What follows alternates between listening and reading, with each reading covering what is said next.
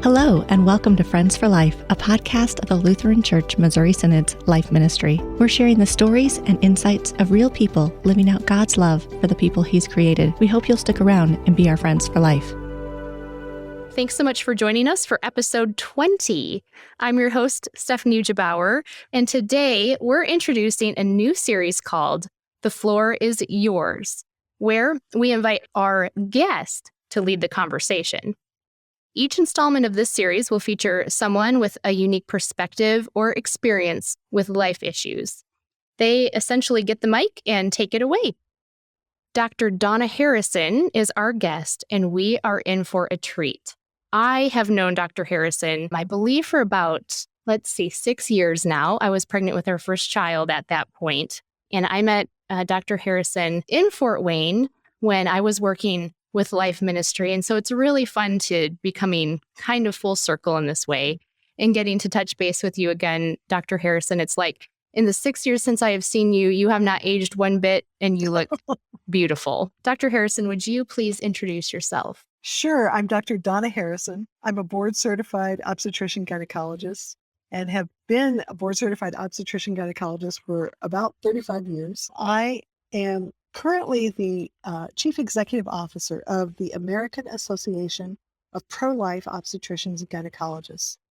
We were the largest special interest group within the American College of Obstetrics and Gynecology until 2013, at which point the American College of Obstetrics and Gynecology discontinued that title. Since 2013, we have tripled our membership. We were about 2,000, and now we're around 7,000. Docs, OB-GYNs, mostly OB-GYNs across the country. We do have some emergency room docs and some family practice docs and midwives, all of whom work in reproductive health. And what we do is we make available to our membership and to anyone who needs it, the peer-reviewed literature about what abortion does to women. Because as OB-GYNs, we all know that abortion kills our second patient, the preborn child. But what most people don't know is that abortion is also very harmful for women. So I've been the executive director of AAPLOG since about 2013. Prior to that, I worked as a director of research and public policy. And my research interests include chemical abortion and how it works. And so I've lectured on that. I've given continuing medical education lectures. I've lectured on that actually across the world and have several publications talking about the effects of abortion on women, especially medical abortion. And thank you so much, Dr. Harrison, for joining us. If we may, because in this podcast, we are friends for life, may we call you Donna? Absolutely. Okay, thank you. So Donna, now the floor is yours. Thanks, Stephanie. It's so delightful to be here with you and with Tiffany. It just is joyful for me. So you have done a very dangerous thing, and that is give me a microphone. I could go on for hours. So I will try to keep this pertinent to what would be interesting to somebody to know what's going on, probably the most important things going on in the life issues. And I think by the time you're hearing this podcast, December 1st will have come and gone. And December 1st was the oral arguments for the case Dobbs versus Jackson, which is the case from Mississippi, which in which the state of Mississippi had banned abortions after 15 weeks. That's after 3.5 months. Okay, so 16 weeks is 4 months, so just shy of 4 months. The whole baby is easily seen at that point. And what's kind of important is that at that point, the baby's bones are strong enough that women can feel kicking inside. And that also means that the baby's bones are big enough that you can't just easily do an abortion by putting in a suction catheter and sucking the baby out. That means that the procedures used for an abortion at that point are fairly gruesome. And that's the point at which Mississippi said, no, we are not going to allow these babies to be killed at this point, or after this point, from 15 weeks on. So 15 weeks all the way up until a baby's born, because as you probably know already, Roe versus Wade was the Supreme Court decision way back in 73 that allowed for abortion through birth. And most people don't know that there was a second companion decision with Roe issued the same day as Roe called Doe versus Bolton. The Doe versus Bolton said that an abortion can be performed for health reasons. And health means any physical, psychological, social, emotional, or any other reason. So basically, it was a combination of Roe, but mostly Doe, that allowed for abortions to be done all the way up through birth. And this is the thing that has hindered reasonable discussion about this issue. When we talk about babies that can survive outside the womb, if we have to separate a mom and a baby because carrying the pregnancy threatens the mom's life, and it's up after a point where the baby can survive outside the womb, we do a C-section. It's 10 minutes. We can get that baby out and they can both live. But with an abortion, the purpose of an abortion is never to save a woman's life. The purpose of an abortion, as from the mouth of the abortionist, in other cases, like the partial birth abortion case before the Supreme Court, the purpose of an abortion is to guarantee that that baby is born dead. Okay? And that's the bottom line, gruesome truth of it. So at 22 weeks, babies who are born and given appropriate resuscitation have about a 5 to 10% chance of living. Now, 90% won't, but 10% will. So it's possible. And as technology improves, that gestational age where the baby can survive outside the mom is going to be lower and lower. In fact, in animals, they have what's called the biobag, where they have allowed a lamb to be taken through pregnancy in an artificial womb. So that time is coming. We know and we also know that this point of surviving outside the womb has nothing to do with whether or not there's a human being inside. From the time of sperm-egg membrane fusion, that otherwise known as fertilization, from that point on, there is a unique human being who has one continuous existence through fetus and neonate and toddler and adolescent and adult and old person, one continuous existence unless somebody intervenes to take his or her life. So we know that there's really not a distinction as far as who's in the womb. What the distinction is are we going to extend personhood, the dignity of being one of the human race, which we all know that baby is? Are we going to extend that dignity and protection to that preborn child in the womb? That's really what's at issue. But with Dobbs, it's kind of all coming into focus because the Dobbs case says for the reasons of maternal health, that is for the mom's sake, we're not going to allow abortion after 15 weeks. Well, why would they do that? It's because abortions after 15 weeks are really dangerous for women. There's an increased rate of death. There's an increased rate of perforating the uterus, that is poking a baby's bone or an instrument through the uterus because it's big and soft. There's an increased rate of infection. There's an increased long-term risks for her, like preterm birth and subsequent pregnancies, because in order to get a baby out that's 15 weeks or greater, you have to really widely dilate her womb, the opening of her womb, and that causes damage because wombs aren't meant to be dilated at 15 weeks. So the next time she wants to have a baby, then her womb just may not hold that baby in. So there's an increased risk of very preterm birth. That's 22 to 26 weeks. How many studies have there been? You won't believe this. I mean, I couldn't make this stuff up.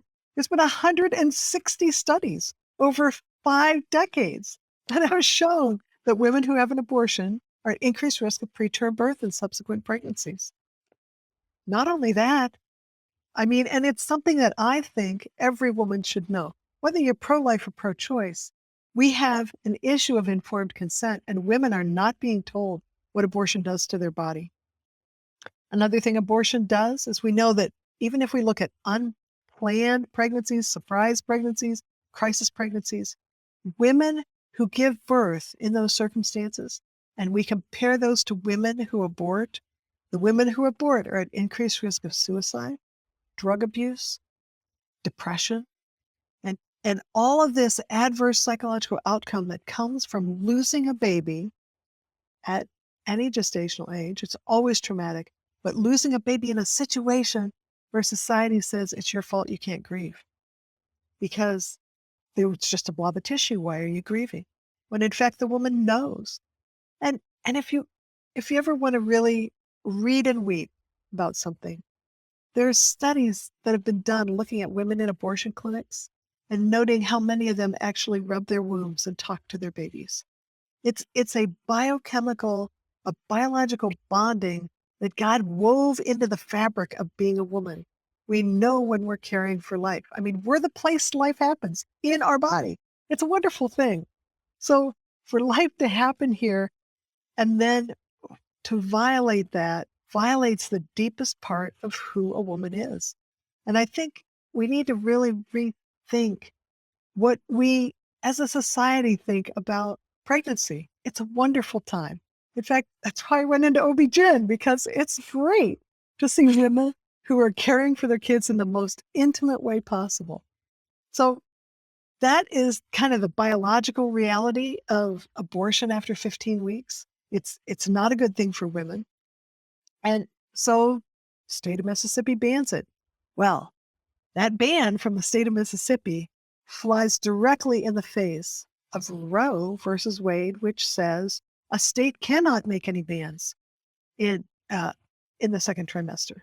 Basically, Roe is the entity that invented the whole trimester system in the first place. There was no trimester system before Roe. So Roe invented this and said, well, in the second trimester, the state can't make any bans, or they could make some bans based on the health of women, but it always had to have a health exception. Okay, so let's think about this. The state can ban on the basis of helping a woman's health, but it has to have an exception for her health.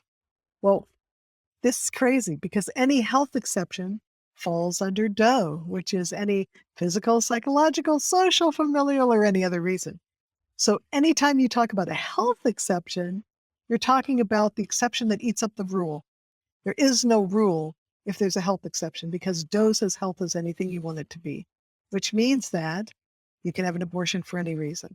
So if the Supreme Court decides to uphold Dobbs in any way, then they will immediately have overturned the major holdings in Roe versus Wade.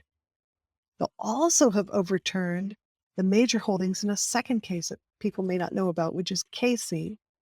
And Casey is the case that said, well, you can make some regulations after the baby's capable of living outside the mom's womb, but you can't make any regulations before the baby's capable of living outside the mom's womb.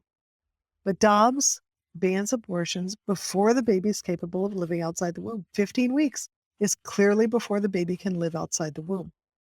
So if the Supreme Court upholds Dobbs, not only will it overturn the holdings in Roe, it will also overturn the undue burden in Casey. So it will be a revolution in abortion law. Now, the Supreme Court could make up an entirely new rationale for upholding abortion. They could say, well, it's based on the penumbra of the 14th Amendment. They could say something really ridiculous in the same way that Roe was invented out of thin air, and the same way that Casey was invented out of thin air, with no really historical precedent. But I'm hopeful that this Supreme Court won't do that. So we are looking at a time when Roe and Doe will fall. Probably. We'll know that more in June or July when the final decision comes out. But what does that mean? Does that mean abortion's illegal across the country? That's what the other side is raising funds with. Oh, abortion's going to be illegal. No, it means that abortion will finally be returned to the people to decide. The people will have the ability, state by state, to decide what they want. Do we want to be killing babies, preborn babies in the womb? Do we want that? Maybe we don't as a state. Maybe we care enough about women and about children that we're going to stop this. Or maybe like New York or California, we'll decide that autonomy and liberty are the most important things in the world. And so we're going to give the mom the ability to kill her child at any point. And New York has already made that very, very clear, even after birth. So it'll be an interesting time. It's not exactly what the pro-abortion forces would like you to believe. What Dobbs is really about is, can the people decide a contentious issue? And can they decide it on what's really scientifically accurate about the preborn child and best for the mom? So Now, I have a question, and I'm sorry if this is a dumb question, but this Dobbs v. Jackson is out of the state of Mississippi.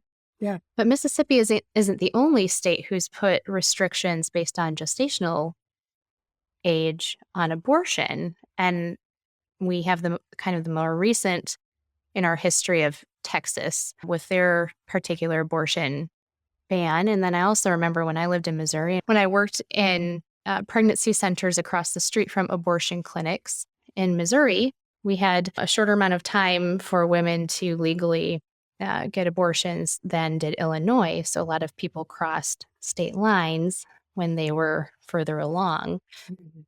So how is this case different in Mississippi? Or is this just the first one to make it to the Supreme Court in this way? Mississippi is the first case to make it to the Supreme Court in this way. In the past, what you've had is states who have banned a certain procedure called the partial birth abortion procedure, which you know was banned, and that's a procedure where the baby's body is delivered, the baby's head is still inside the mom's womb, and then the abortionist decompresses the head and kills the baby in the process. So that procedure was banned by the Supreme Court based on the brutality of the procedure. It's horrible. It's infanticide. It's infanticide, 6 inches away from birth. It's crazy. But we've not, and we've had other states try to ban the D&E procedure, which is where the baby's pulled apart piece by piece. That's brutal. But this is the first case to make it to the Supreme Court where a state, other than Texas, which sort of slipped in there somehow, the first case where the state has said, we're going to ban it 15 weeks or above. The Texas case is a little bit different in that it's it has some legal nuances that I'm not really very good to talk about. It has something to do with the enforcement measure. So you'd have to have somebody who is a little better in the legal terminology than I am. So it's a little bit different than the state banning. It's not exactly a state ban. And it gets its name, Dobbs v. Jackson, from my understanding, Dobbs, who's the health officer of Mississippi at the time, and then Jackson, which is a women's health organization, Jackson Women's Health Organization in Mississippi. Is that correct? It's an abortion clinic. Yeah. Okay. So women's health is a euphemism in this case for abortion. So then you had mentioned in June or July is likely when the case would be decided. And how do you see that going just on a very practical level of if state by state gets to have the choice, what are the possible outcomes that you foresee, both maybe, of course, the positives, but then also some of the things that make that a little extra dicey as well? I mean, I can just foresee people again moving from state to to New York or California to have their abortion procedure if they live in a current state where they can't. So how would that be helpful for our cause? Well, I think let's talk about the pro side of it. Yes. So I think what this will do is it will cause a real discussion in each state about what is abortion and why are we doing this? We don't need abortion. Women don't need abortion to have careers. I've been pregnant 9 times. I have 5 children. I don't need abortion to be a successful professional woman, as do most other successful professional women. So we don't need it for that reason. It's certainly not helping women. It has increased the risk, the rate of preterm birth across the country. There are millions of children who've been affected by preterm birth being born prematurely, specifically as a result of their mom having an abortion. It's increased the rate of breast cancer in this country. And it's not all abortion and it's not all breast cancer. But what it is that in going from when a woman has never been pregnant and she becomes pregnant for the first time, her breast undergoes a rapid development. It's that breast tenderness we all know about and experience. And that is a rapid growth of breast tissue, but it's immature breast tissue. It's type 1 and 2 breast tissue. 99% of breast cancers arise from type 1 and 2 breast tissue. So it isn't until that breast tissue can make milk that it's permanently cancer resistant, because milk producing breast tissue never turns into cancer. So the most important factor in a woman's life for whether or not she's at high risk for cancer is how early did she have a term pregnancy? How early did she take that immature breast tissue and turn it into milk producing tissue? That's the biggest risk factor. So you can see if a woman aborts in her teen years and then delays childbearing until she's 30, she's got a whole bunch of immature breast tissue, immature cancer susceptible breast tissue, waiting for that second hit to turn into cancer. And so what we've seen is parallel to the increase in abortion in this country, we've had an increase in breast cancer rate. So these kinds of things, we as women don't need that. What we need is good medical care. We need excellent medical care, and we need excellent medical care for everybody, regardless of their income, regardless of their of any characteristic. We need excellent medical care, and that's what AAPLOG, my association, I'm part of the American Association of Pro-Life OBGYNs. I'm the executive director, and we're 7,000 OBGYNs across the country. We should be 46,000 OBGYNs across the country, because the studies have shown that 93% of OBGYNs do not do abortion. 93%. It's only 7% of OB-GYNs that do abortion. And a lot of the abortionists are not OB-GYNs. But as OB-GYNs, we know we've got 2 patients, and we take care of both patients. So what a woman needs is she needs excellent medical care. She doesn't need pressure to kill her baby. And unfortunately, in my experience and in talking with women who have aborted, most of them say they were free to make any choice they wanted as long as they aborted.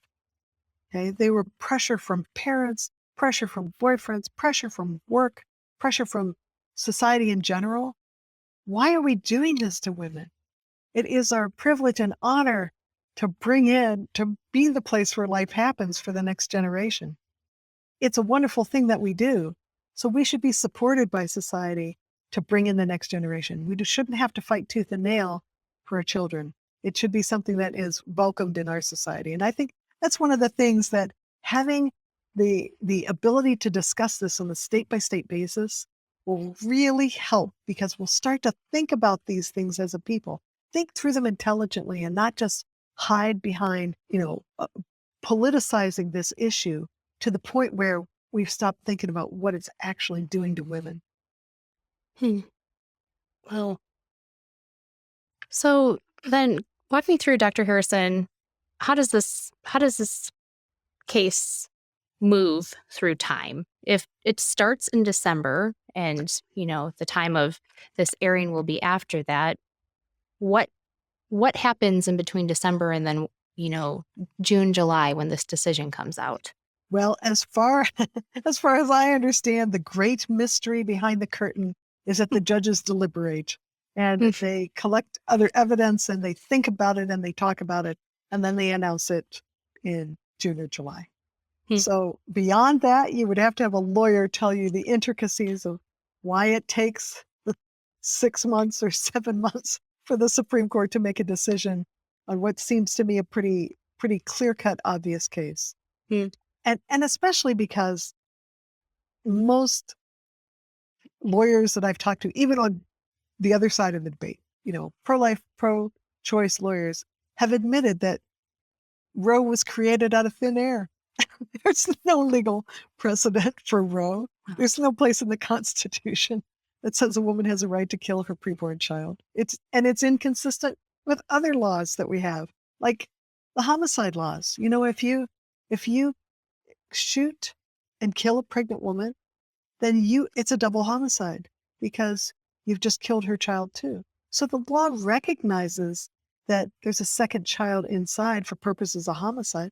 They also recognize for purposes of inheritance. Children in the womb can inherit. So there's really, Roe is on a collision course with itself.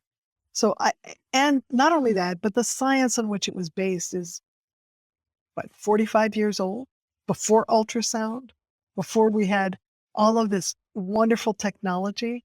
So we even operate on babies in the womb. There's no question that we have a second patient there. And when we operate on babies in the womb, that baby gets a separate anesthesia because the anesthesia given to the mom, baby needs a separate anesthesia. So we treat that baby like a patient. And that's done too. And that wasn't present in 1973. So there's been all this scientific and medical progress, and it's just completely inconsistent with a decision like Roe. So it's time that the science really catches up and informs our laws. And this is a wonderful opportunity for that to happen. And I'm hoping that the Supreme Court sees that now's the time. Yeah. And now the kind of environment of our current Supreme Court, if you're pretty confident that this will, the final decision will come down to states, do we have a majority being pro-life justices? I am not a lawyer. I'll tell you, I cannot predict what the Supreme Court's going to do. I can only hope that they will use their heads and their brains and do the right thing here, because what's right for women and their preborn children, it's glaringly obvious. And but I can't predict what they'll do. But I do know that we as a people of faith and people who care about this human being that God created in the womb, that we should be informing ourselves. We should be ready to speak. We should be ready to go to our local chamber of commerce. We should be ready to go to the state house and testify on bills. And that is something that my organization, the American Association of Pro-Life OBGYNs, can help you with. So if you go to our website, which is just AAPLOG, so it's AAPLOG. We used to say APLOG, but now everybody spells APP, so it completely blew our acronym, but it's AAPLOG.org. Under the tab called Resources, you will find a phenomenal amount of information on different things like fetal pain and maternal mortality and preterm birth and psychological complications, which we have compiled over the last 25 years from the medical literature. And it's helpful, and it will allow you the ability to articulate an evidence-based defense for both the mother and her unborn child. And we provide that for our membership because we want to equip especially medical practitioners, medical professionals to speak out about this issue. We know what's going on. That's why most OBGYNs don't do abortions, because they know full well there's another person in there. But we want to also equip anyone who's interested in testifying with this, with this kind of just fact-based information. The truth is on our side. So while the other side makes mouth about following the science, we would really like them to follow the science. Follow the science all the way to the fact that fetuses from 8 weeks on can feel pain. Follow the science all the way to the fact that abortion hurts women. Follow the science all the way to the fact that babies at and after 22 weeks have survived outside the womb. And what does that mean for the 24-week abortion? So let's follow the science. Let's do that. Let's take up that thought and really look at what is the issue we're talking about. We're talking about destroying a human being who is alive and growing inside a woman. Is that really what we want to do? Is that really helping women? Let's talk about this. And I think it will be helpful and a breath of fresh air to have that conversation in each state. Yeah, I agree. And I think one of the charges we have as listeners hearing this from you is to keep this in prayer, to be praying for all lawmakers, both in our own state and then on a national level, especially the justices in the Supreme Court who will be hearing this case. And on a really fundamental level, I think we pray for wisdom for them and guidance to not only uphold the laws of our nation as it was founded, but also the laws of God and the created order. And so we can have permission as people of God to pray boldly before the Lord, knowing that He hears our prayers and, you know, judges and also has mercy on us. So that is something we can very actively be doing as we wait for June or July Yeah. for that to come in. And now, Donna, you are a faithful member of a LCMS congregation in Michigan. How else do you see? We go to church at Pastor Richard Stuckwich's church in South Bend. Okay. While I live in Michigan, I worship in Indiana. So it's a border thing. Okay. So to say, I read your bio and it stuck out to me that you live in Michigan because I am from Michigan. And so I thought that was just a hitting it out of the park kind of thing that you went to church in Michigan. Where are you from in Michigan? Traverse City, Michigan, real far up north. Cherry Festival. Yes, that's right. That's right. A lot. We've been there a lot. So it's wonderful. Well, we actually just vacationed this past summer in the southwestern part of Michigan, and that area as well is gorgeous, and the sunsets are unremarkable. That's where I live, in the southwest Michigan. Yeah. Well, you are very blessed to be in God's country there too. But you attend church then in South Bend, Indiana, which really is just over the border there. So, how do you, as a church member, see this kind of thing through a biblical lens as well? And you mentioned a lot of following the science, and the science speaks for itself in the development of a child in the womb, and also the role of a mother and how she is affected by pregnancy, but then also abortion if that's what she chooses. So what's the biblical lens that we see all of this through, and how can we take action? Well, I think if someone believes the scriptures to be God's word, God has said He loves each one of us, that He created us in our mother's womb. He didn't ensoul us at day 14. He created us. If we look at that, if we really believe that children are a gift from God, if we really believe that God instituted this wonderful thing called marriage to provide a solid, secure, emotionally secure place for both the husband and the wife and their children, then I think we need to look at what we're doing and look at what we're saying is okay. Is it really okay to have sex outside of marriage? Really? Is that scripturally upheld? I don't think so. And when you look at abortion stands on four legs. Okay?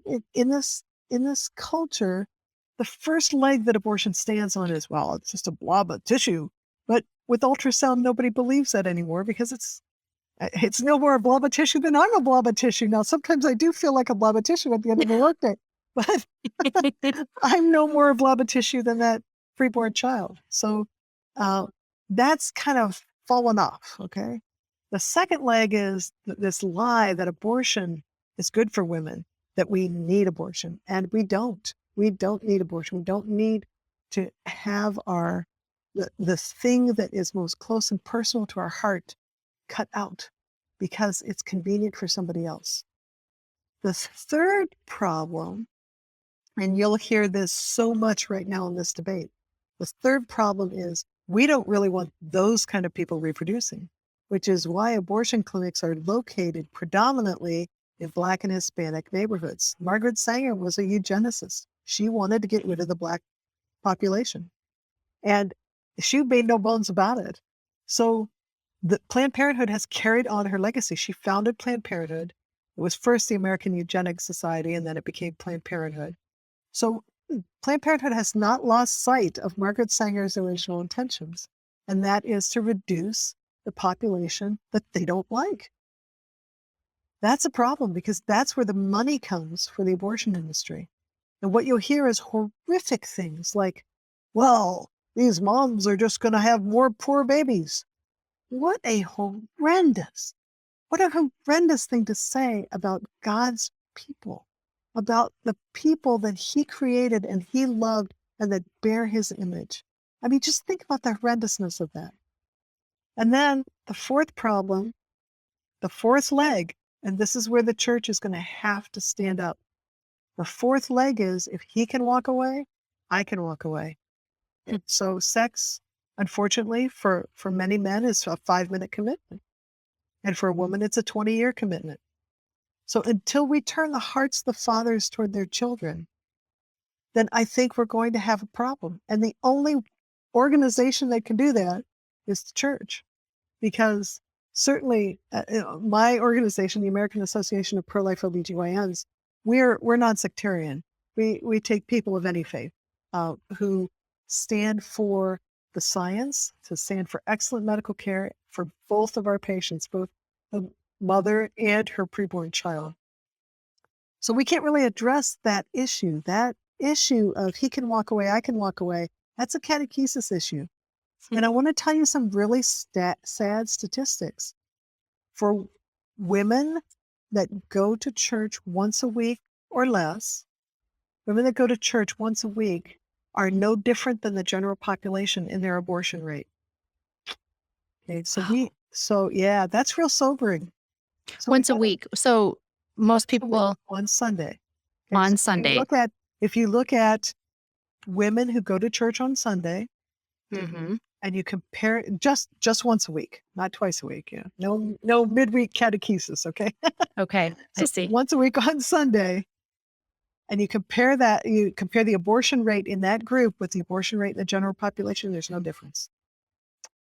So the only difference is in people that attend more than once a week. Now, why is that? If we really believe what we say we believe about God being our creator and about each human being, every human being bearing his image, there should be a difference. Okay. So I think that's something that the church needs to think about. And there's something else the church needs to think about too. If you look at statistics for when women make the decision to abort, they usually make the decision to abort within 48 hours of getting a positive pregnancy test. And they carry out that decision within a week. In that week, she may attend church once. Who's she going to talk to? Who is she going to talk to? Is she going to talk to the pastor who's really, really busy? And maybe not. And, that's a problem. We need to identify in each of our churches, we need to publicly identify some older female who's respected, who can keep her mouth shut, who isn't a gossip, and who can give these girls good counsel. And that needs to be known in the church. Hey, if you have a problem, Mary Smith is the one to talk to.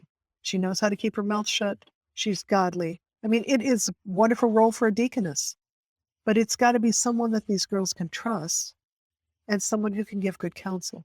And the other thing that has to flood our churches is an understanding, a grace-filled understanding that if she has been coerced or if she's made the mistake of taking the first pill of the abortion pill regimen, that there's hope. If she gets to a doctor who will give her progesterone, she can help the chances that baby will survive. It's not 100%, but it'll take the chances of that baby surviving from 25% to 68%. But she has to know about this, and she has to get the progesterone within 72 hours of taking the mifeprex.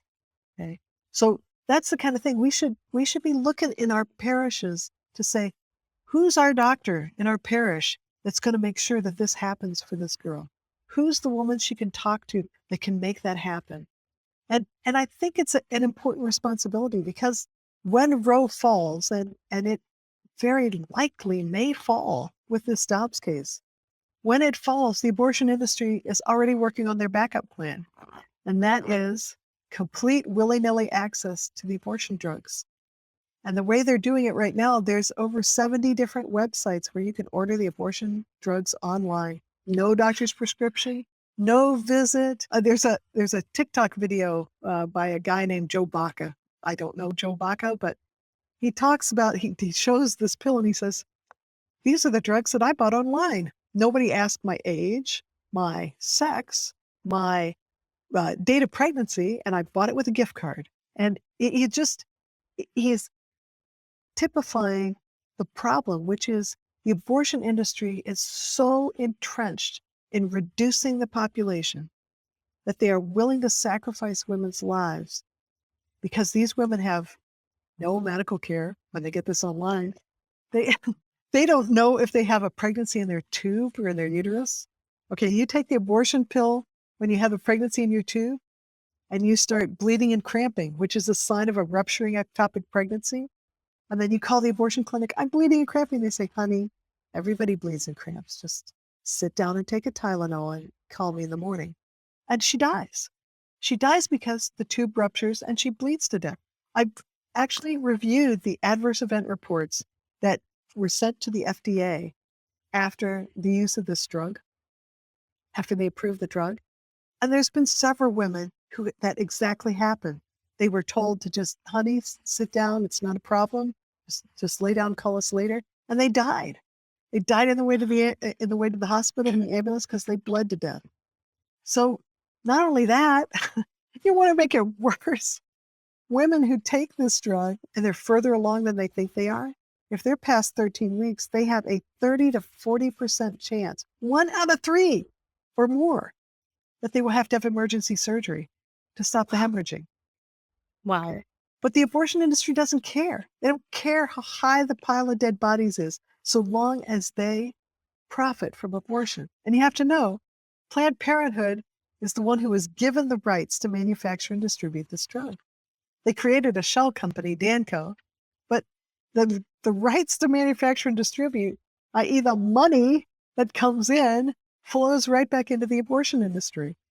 So this is not about caring about women. Abortion is about abusing women, and it's about population control. And I think we have to wake up and look at that, because as people of faith, we say every human being bears the image of God.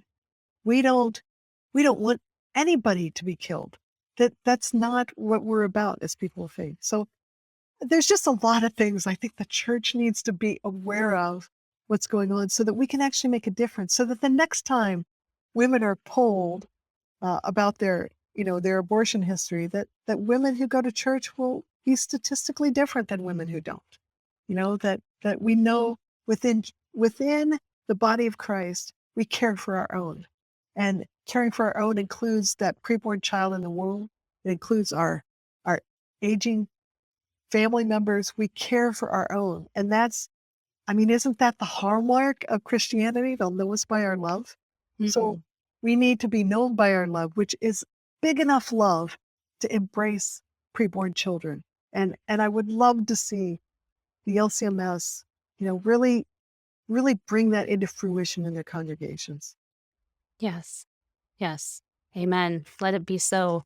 And even so, we lament the devastatingly large amount of life that has been lost since Roe to abortion. And 62 million.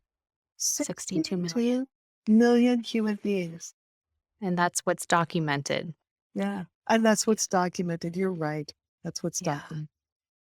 62 million human beings. Come quickly, Lord Jesus. And also, I pray that he gives us strength to fight this battle, which in my opinion, but I would imagine in your opinion also, is the biggest battle of our age in defending the life of a human being who is yet to be born. And as the psalmist talks about in Psalm 139, he knit us together in our mother's womb. And as you had said, he doesn't just go poof, it's there. He knits, he carefully crafts, right. And he creates. He creates with tender care. And then not only that, but my guest last episode, Dr. Kleinig, talks about how not only did God make us, but then once we were born, he remade us through baptism. And because of his son, Jesus, we are able to have the inheritance that he himself has as a son of God.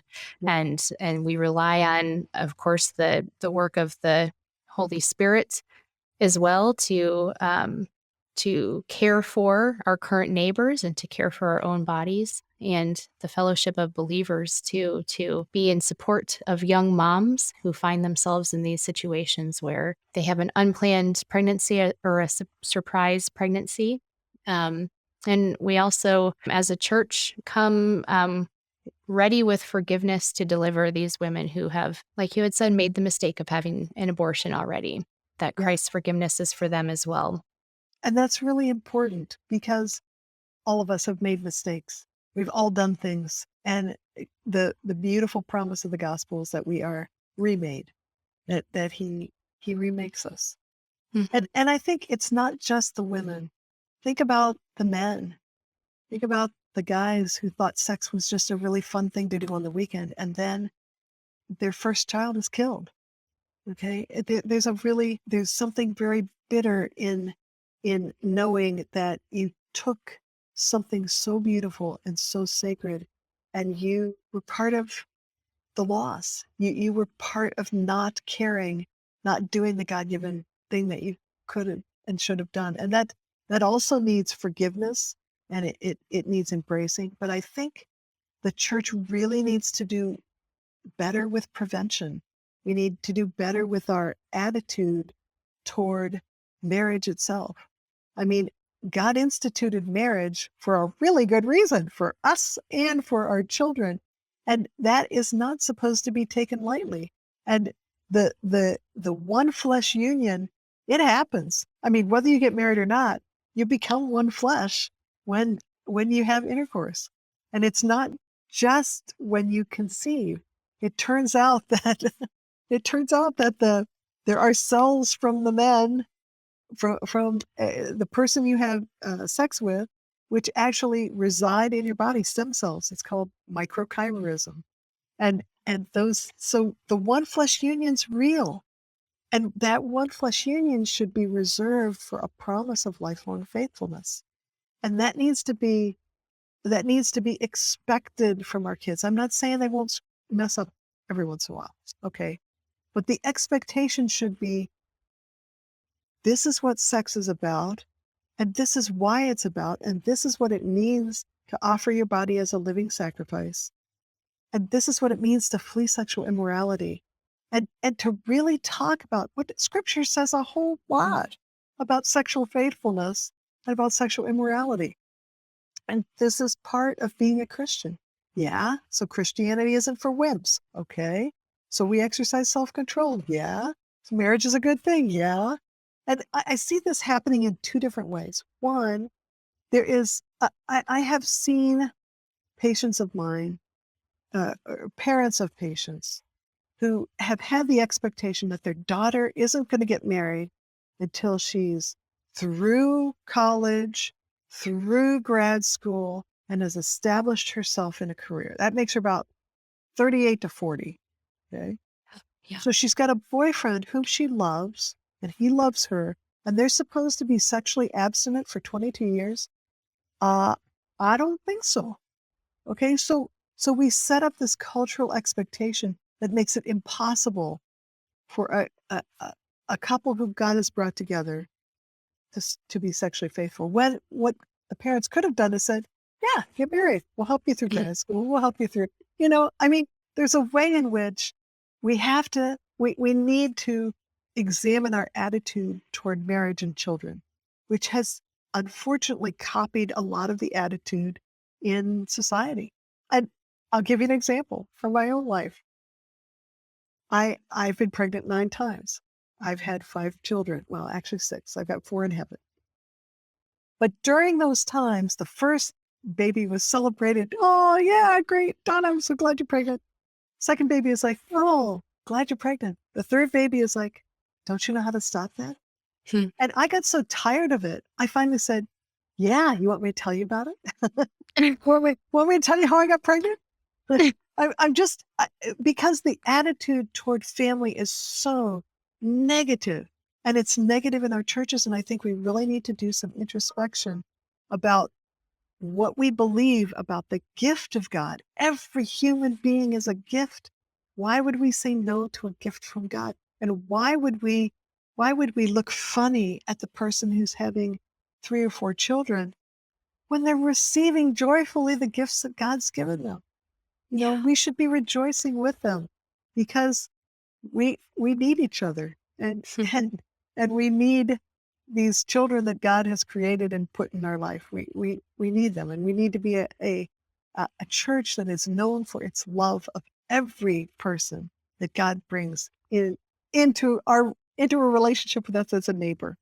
So I think I would love to see the LCMS kind of rethink this whole attitude toward marriage and children. And I don't think it should be normative that we expect our children to be in intimate sexual relationships outside of marriage, because any intimate sexual relationship can result in God's gift of another person. So if you're not prepared to do right by God's gift of another person, why are you in a sexual relationship? It's a kind of a no-brainer. Yeah. So I just think I would love to see some more dialogue about that within the churches, and really some introspect about how we message our attitude toward family and children. Yeah, I agree. And who's great at that job? It is that? Deaconess Tiffany Manor. Oh yeah, she is great. She's been in that position for, I think actually going on 1.5 years, 2 years now.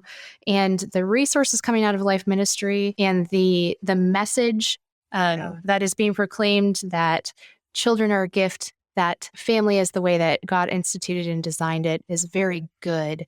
And a very joyful experience, a very good relationship. And so I applaud Life Ministry for putting out resources that are helping the church have these conversations, and the dialogue in which to have them too, and the way to speak about these things. And we can do better, and we are going to do better because we have this podcast, and we hope to have you on again to talk about other things, because I could listen to you all day. I really do think so. So you're very wise, and you bring a lot of insight to this conversation just with your own experience, and of course with your professional, accolades as well.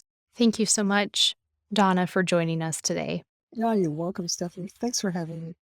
And thanks to our listeners, too, for tuning in. If you liked what you heard, please leave us a review. And don't forget to click the follow or subscribe button on your app so you don't miss out on any upcoming episodes. New episodes drop twice each month. You can find us on Facebook and Instagram as Friends for Life, LCMS. And you can reach out to us via email at friendsforlife@lcms.org. We want to hear from you about what you want to hear about when it comes to issues of life. Thanks for joining us. Friends for Life is a podcast that introduces listeners to life issues by introducing them to friends who stand for life.